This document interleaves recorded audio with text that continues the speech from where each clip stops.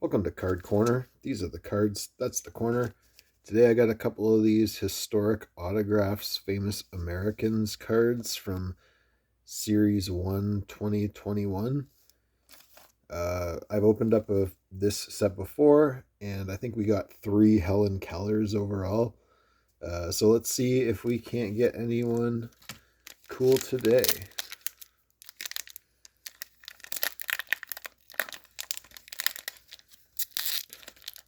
I really like that it can be so many different subjects. That's my favorite thing about this set, probably. And I do also think the cards look pretty nice. All right. It's a banger right off the bat. It's Nikola Tesla.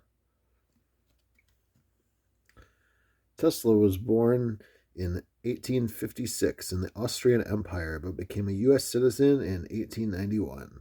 After working for Continental Edison in Paris, he immigrated to the United States to work at Edison's Machine Works. He developed an arc lighting system while with Edison, which was not used but became one of the first patents when he left to start his own company. Tesla became wealthy by selling his alternating current motor and transformer patents to George Westinghouse and pursuing his own interests, such as the Tesla coil, radio remote control, and wireless power. I think the Tesla coil is one of the coolest science fiction gadgets that you see in stuff like Frankenstein, and whenever there's a mad doctor to show that he's working on some crazy experiments, he's always got a Tesla coil, some beakers and stuff like that. All right, next up is Frank Baum. L. Frank Baum. I've never heard of him, so let's learn together. Lyman Frank Baum is most famous for his series of books based in the fictional land of Oz. Oh, his father gave him a printing press as a child, and he distributed his own publications, along with his younger brother. He also acted and ran his own theater in Richburg, New York. After this theater burned down, he and his wife moved to South Dakota, where he was inspired to write The Wonderful Wizard of Oz. Wizard of Oz guy. All right, here we get Pico's Bill Schaefer. Heard the name, but I couldn't tell you off the top of my head. A Union Army officer who received the Medal of Honor for his role at the Battle of Fair Oaks. He was also a major general in the Spanish-American War. About the Philippine-American War, Shafter said, "My plan would be to disarm the natives of the Philippine Islands even if I have to kill half of them to do it. Then I would treat the rest of them with perfect justice." Pico's Bill. All right, here we got Alexander Cartwright. In his early years, Cartwright was a volunteer firefighter and bookseller. He was a founding member of the New York Knickerbockers, and he was sometimes referred to as a father of basketball. The Knickerbocker Baseball Club was named after the Knickerbocker Fire Engine Company. Cartwright was officially declared the inventor of the modern game of basketball by the 83rd U.S. Congress on June 3rd, 1953. Inventor of basketball. All right, here we get Joseph Campbell. That's not a guy, that's a building. Joseph Albert Campbell founded a company in 1869 that eventually became Campbell's Soup. In 1897, a chemist, John D.T. Dorrance, began working for the company and developed the method for condensed soup. The Campbell's Soup has become a cultural icon and was made into pop art by Andy Warhol. I've eaten a number of Campbell's Soups in my day. All right, here is Cornelius Vanderbilt. Cornelius Vanderbilt was historically one of the richest Americans. Starting by running ferries and steamboats, Vanderbilt invested his profits in large amounts of land in Manhattan and Staten Island. He moved up to transatlantic steam lines, donating one to the Union in the Civil War. He eventually became owner of one of the largest railroads, consolidated under New York Central. Rich guy cards. Here is Maurice Prendergast. I don't know him. Maurice Brazil Prendergast moved to Boston with his family when their trading post in Newfoundland failed. An exposure to avant-garde artists such as Walter Sickert and Edward Voulard steered Prendergast towards post-impressionism. A member of the artists known as the Eight, he exhibited with them at the Macbeth Galleries in 1908. Among his works are Franklin Park, Boston of 1895 and The Bathers. There's a painter. All right, here's our foil. It looks like it is a foil of Typhoid Mary. Typhoid Mary. Mary Mallon, Typhoid Mary, was an Irish immigrant and the first identified asymptomatic typhoid carrier in the U.S. Mallon may have been born with typhoid. Her mother was infected during pregnancy. When the New York Health Department discovered Mallon was causing typhoid by working as a cook, she defied their orders and continued to cook. Mallon was linked to at least 3 typhoid deaths and 53 infections. She was forced to quarantine several times for a total of 3 decades. The ethical and legal issues raised by her case are still discussed. Mallon died in quarantine. I feel like this one doesn't really make the best use of the foiling process. All right, here we have, it is Julia Ward Howe. Got like a horse up there. Poet, playwright, pacifist, suffragette, and abolitionist. In 1861, she wrote the lyrics for the Battle Hymn of the Republic, possibly on the suggestion of Abraham Lincoln. Howe is the founder and president for New England Women's Suffrage Association and a co-leader of the American Women's Suffrage Association. In 1876, she was the founder and president of the Association of American Women, advocating for women's education. After her death, her children wrote her biography, which won a Pulitzer Prize. Political activist trading card. And last but not least is Harriet Tubman. An abolitionist and political activist, she was born a slave and escaped north to freedom. She made 13 trips back to the South to rescue approximately 70 slaves through the Underground Railroad. During the Civil War, Tubman served as a cook, nurse, armored scout, recruiter, and spy for the Union Army. After the war, she cared for her elderly parents in Auburn, New York, established a home for elderly African Americans, and was active in the women's suffrage movement. Tubman was inducted into the Military Intelligence Hall of Fame in 2019. All right, there's our first pack. I'm not sure which card was my favorite. I guess probably the Tesla. All right, let's see who's in pack number 2.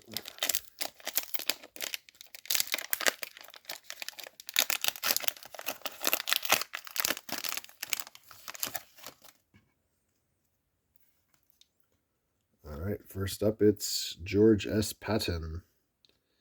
I know him from that movie, Patton. He was part of 2 firsts. He fought in the 1916 Pancho Villa expedition, where motor vehicles were first used in combat, and he also commanded the first use of tanks in World War I. In World War II, he commanded the 7th Army in the Mediterranean theater. After an incident where he slapped 2 soldiers, he was removed from this command and later put in charge of the 3rd Army, which was critical to winning the Battle of the Bulge. After the war, he was killed in a Jeep accident shortly before leaving his command. He was 2 days from retirement. All right, here is King Camp Gillette. See the Gillette razors guy? Created the best-selling version of the safety razor, which included the first inexpensive disposable steel blades. Founded in 1901, Gillette sold 51 razors and 168 blades in its first year. In 1915, Gillette sold 70 million blades alone. In 1917, when the U.S. entered World War I, all American soldiers were provided with the Gillette Field Razor set. The Gillette Company was purchased by Procter & Gamble in 2005, but Gillette's name remains on the product today. Razor magnet. Here is Steven Gerrard. Steven Gerrard was the 4th richest American of all time. He made his fortune as a sea captain, opium trader, and banker. In 1793 and 1797, Gerrard took care of Philadelphians during outbreaks of yellow fever, including converting a mansion into a hospital and nursing patients personally.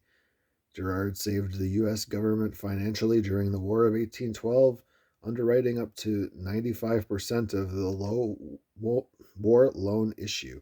His bank, the Gerrard Trust Company, was sold to Citizens Bank in the 2000s. The original bank building still stands at Broads and Chestnut Streets in Philadelphia as the Ritz-Carlton Hotel. He was a sea captain and opium trader.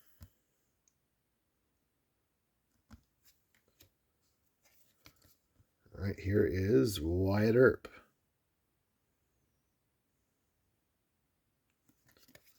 He was a cowboy. Was considered one of the toughest lawmen of his time. He was a city marshal in Dodge City, Kansas, and deputy marshal in Tombstone, Arizona Territory. He owned saloons, kept a brothel, mined for silver and gold, and was a referee for boxing matches. Earp was known for his disputes with the Cochise County Cowboys and involvement in the shootout of the OK Corral. His story has been romanticized in several books and movies, such as Tombstone. I've seen that. All right, and oh, Captain, my Captain, it's Walt Whitman. Walt Whitman was a poet, journalist, teacher, and government clerk. In 1855, he published his collection, Leaves of Grass. He continued to revise and update this work throughout his life. His poems include "O Captain, My Captain" and "I Sing the Body Electric." Walt Whitman card. Pretty dapper fellow there. All right, and we get a special one here. It is Robert Vaughn. Now this one is definitely a cooler treatment than the other foil in the last pack. Oh, and it is a numbered card. It is 19 out of 25. Have to keep this one safe. An actor best known as Napoleon Solo in the television show The Man from U.N.C.L.E. His film credits include The Magnificent Seven, Delta Force, and Bullet. He won an Oscar for Best Supporting Actor for his role in The Young Philadelphians. Pretty cool actor card there. Definitely going to want to sleeve that one up for later. Here is John Sullivan. The first boxing superstar and one of the highest paid athletes of all time. His championship spurred sports journalism and became the start of international coverage and photo documentation of boxing. Sullivan is best known for the Kilrain fight, the last bare knuckle heavyweight title fight. One of the first sporting events in U.S. to receive national press coverage. The Kilrain fight was held in a secret location, Richburg, Mississippi, on July 8th, 1889. Sullivan won after 75 rounds. Oh man, that must have been quite the marathon. All right, here is. Oh, it's another sort of shiny one. It is Edgar Allan Poe. And this one says one of only 150 made.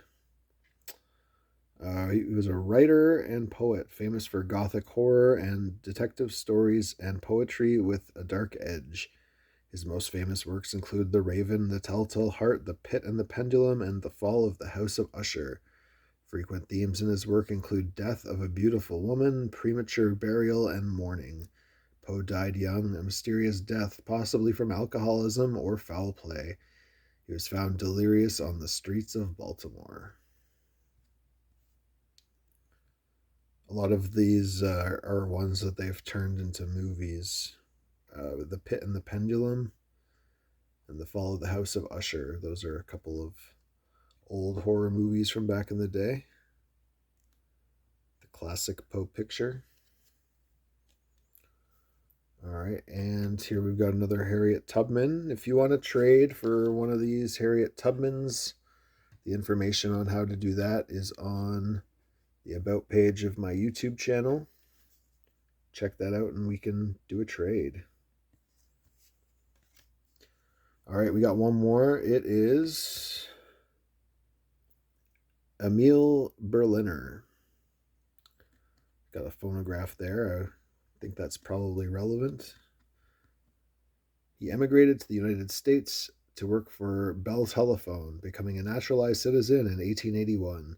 Besides the gramophone, a sound recording medium using the familiar disc instead of Edison's cylinder, Berliner invented a radial aircraft engine, a helicopter, and acoustic tiles.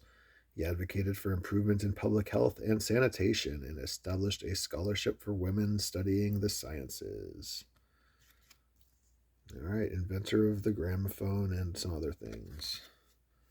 All right, I guess in that pack, it's a toss-up between